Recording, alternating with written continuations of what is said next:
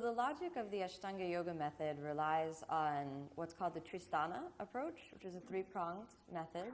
If you're unfamiliar with the Ashtanga Yoga method, it gives you a good avenue into how we'll be taking a look at forward bending and hip opening today to understand sort of where the Ashtanga Yoga method comes from. The three components of that Tristana method are the breath, and the posture, and the drishti. Those three prongs comprise sort of the heart of how we approach the physical asana practice. Now, sometimes if you are familiar with the Ashtanga Yoga method, sometimes what you'll often hear thrown in kind of with a question mark about posture is bandha. Like, is bandha part of the Tristana method? And it is part, but it's not an individual sort of category by itself. It's interspersed in the others. Now, when we take a look at those three prongs to the foundation of the asana or physical posture-based approach to the Ashtanga Yoga method, it's really important to understand how they all work together. Guruji didn't mean us to be in a posture and not breathe. One of the most common things that Guruji used to say, and Sharat says pretty consistently now, is incorrect breathing, pain coming. So if you hold your breath when you're entering a posture, your nervous system is probably going into somehow state of shock. You may be further past your limit than you're comfortable, right? But if you're able to control your breath and long, deep inhalation, long, deep exhalation, there's more of a chance that the posture is within your range of approachability. And even if it's not, that your nervous system is calm enough to prevent injury. Your nervous system is open enough to help the body relax and perhaps exceed or surpass previous limitations. But if you're unable to breathe, you're holding your breath, your face is like a raisin, and you're just tensing all of your muscles, then the method of the Ashtanga Yoga practice would say that we've gone a little bit past actually the foundations of the method. Now, sometimes when we are trying to get into a posture that's way outside of what we're comfortable with, we often feel like if we pull and if we activate, it's going to get us there faster, you know? Like if you can grab onto something and pull for your life, then you're going to force your body into the posture. Actually, that's so far from the magic of this practice, the magic of yoga, that when we're actually in that state of mind, the only thing that can come that's a benefit is that you wake up one day and realize that that state of mind leads you nowhere. That's the best thing you can realize about that. It doesn't lead anywhere. And at that moment, you're ready to let it go, okay? So when we're looking at the breath today, it will play an integral part in how we enter the forward bends. Now, no discussion of the breath is complete without an understanding of the work of the elusive Mula Bandha and Uddiyana Bandha. If we go into that in this class, that's all we'll talk about. So we're just going to have a small little, like a sidebar to the class on that. That's really going to help us understand how to breathe. The Ujjayi breath, or free, deep breathing that we're doing during the practice, is a diaphragmatic breath, meaning you use your diaphragm, right? You don't use only the upper chest. Your whole lungs expand. Many people mistake the placement of the diaphragm with their lower belly. It's absolutely possible to have a diaphragmatic breath without pushing the lower belly out. If you're a beginner, or if you have chronic stress in your life, or an inability to take a long inhalation, releasing the belly completely and just breathing into the belly is a great technique. But you want to be doing that when you're not approaching an advanced posture. Generally lying on your back, you know, in a supported posture is the best place to learn that deep breathing if you need to release everything. When we do the breath in the postures, it's very important that the area, and let's just find this on our bodies, take your thumb and place it on your belly button, thumbs, both of them. And then take your fingers and just go ahead and walk down, see if you can find your pubic bone, right? Okay, it's your pubic bone, so make sure, don't be shy about finding it. It should be your skeleton, right? So it shouldn't be a soft tissue that you're there. It should be your skeleton, you know, right? And then this area, you want to suck just until, you know, just in that small area, suck in and back. So you want to almost make that area disappear. So you're sucking in the low belly. Does that make sense? Okay. See if it's possible for you to leave your hands there and then just allow the diaphragm to drop down. So the diaphragm drops down. So you have a diaphragmatic breath with the lower belly sucked in, right? Almost like a reverse contraction of the abdomen. So instead of pushing out or hardening and making a wall, the abdominal muscles are sucking in and back. Okay. Do you feel the abdominal muscles working a little bit down there? If you do, that's probably a good sign, right? And they're not working like a sit-up, so you're not going to crunch the abdomen, but instead you're, again, sucking in and back.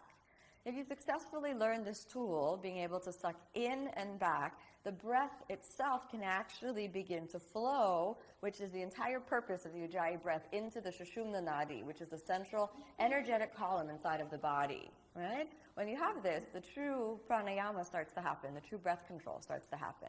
So this is the area that through your entire practice, are you getting tired of sucking that in?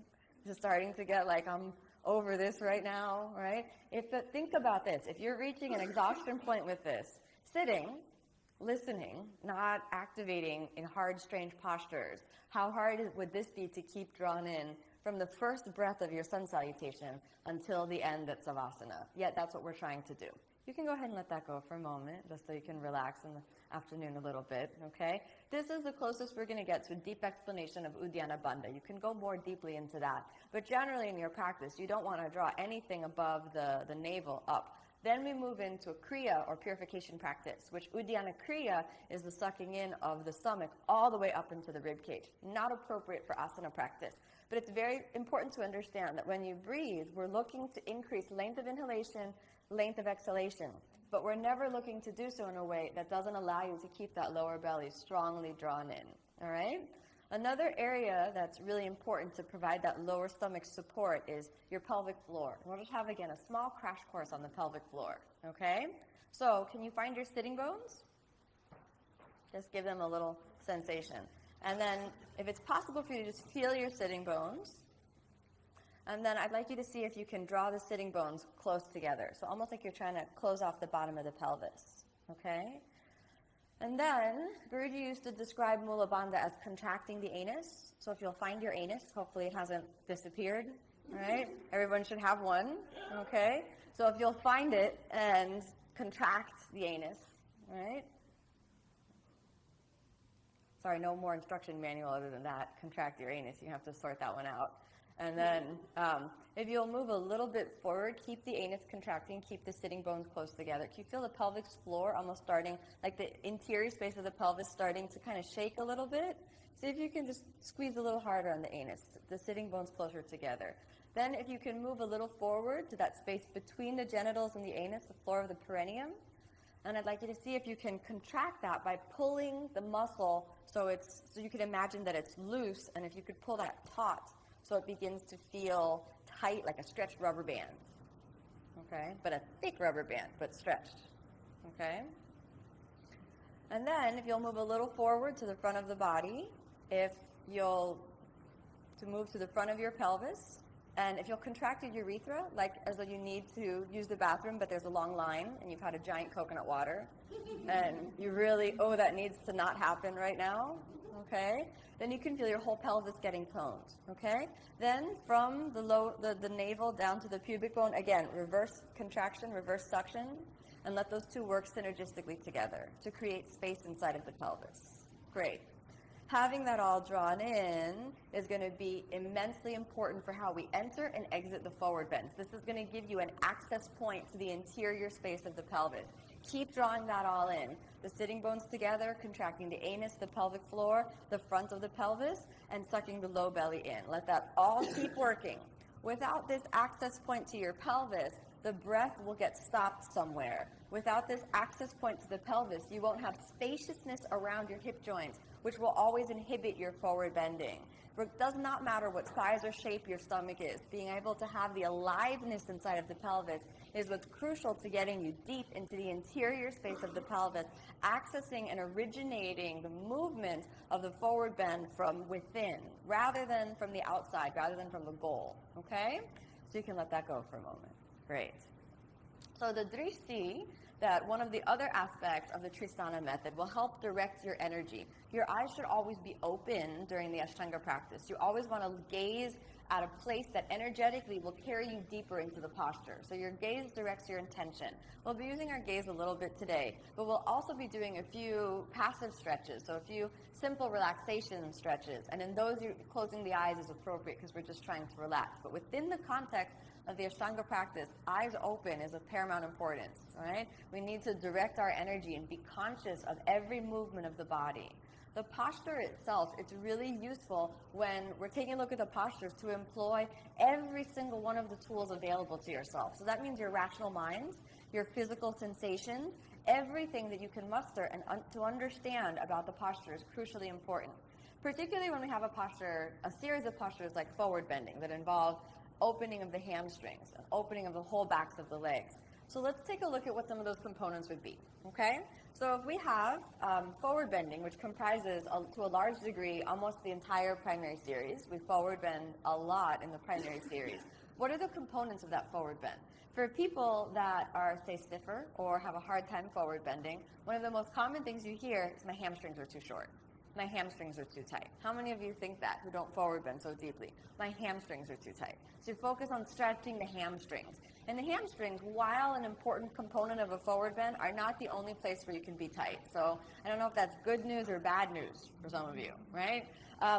When we think about our hamstrings, you don't want to think about them sort of divorced from the rest of the body as this sort of like little contained unit that's tight by itself and is ruining the posture. You don't want to think of it like the saboteur of the forward bends, right? So what we want to try to do is reintegrate the hamstring muscle into a total conception of how the body would healthfully work in a forward bend, right? And if we do that, then actually the hamstring muscle is happier and more likely to release and open, okay?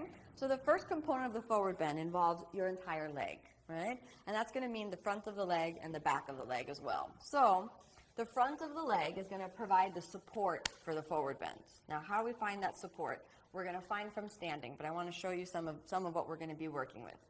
Your feet, when they interact with the floor, have 3 points of interaction with the floor, underneath the base of the big toe, the base of the little toe, and the heel, okay? This creates a nice tripod for your foot to rest on the ground. Now, a tripod, for those of you working with cameras or video equipment, is a very stable device, okay?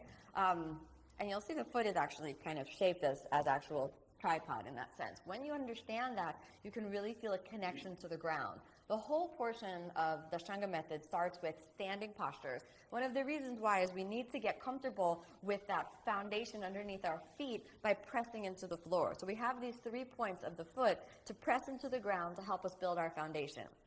The way that you access those 3 points by pressing into the base of the big toe, making sure that the heel and the base of the little toe is firmly grounded. You'll push into the ground and let the base of the big toe connect with the inside edge of your quadriceps, okay? This head of the quadriceps is called vastus medialis, and when this is engaged, it really connects the base of the big toe through the inside edge of the quadriceps all the way up into the pelvic floor. So the whole front of the leg starts to be strong, firm, and engaged, and you almost feel the energetics of the leg not as distinct little entities like knee there and quadricep there and small little compartmentalized things, but an entire strong foundational component that presses your weight into the ground and also receives energy. Now, if you can feel that, then what happens is as you press into the ground with the legs, then your brain, because the pelvic floor is starting to be engaged, so we begin to work with the bandha, so the pelvic floor gets engaged, your brain gets the signal that there's strength and support in the legs, okay? So once that happens, then the next component of working with the legs, your sitting bones, which are at the bottom of the pelvis, which we felt a little bit while we were seated, get connected to your heel. All right? So when the front of the legs is strong, and that's all the way connected into the pelvic floor, your sitting bones and your heels get connected. This front support gives a signal to the back of the leg that it's okay to release, it's okay to elongate and soften.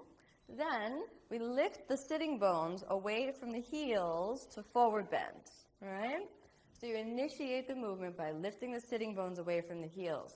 This is crucial that we actually make that connection so you're not just lifting the sitting bones into space.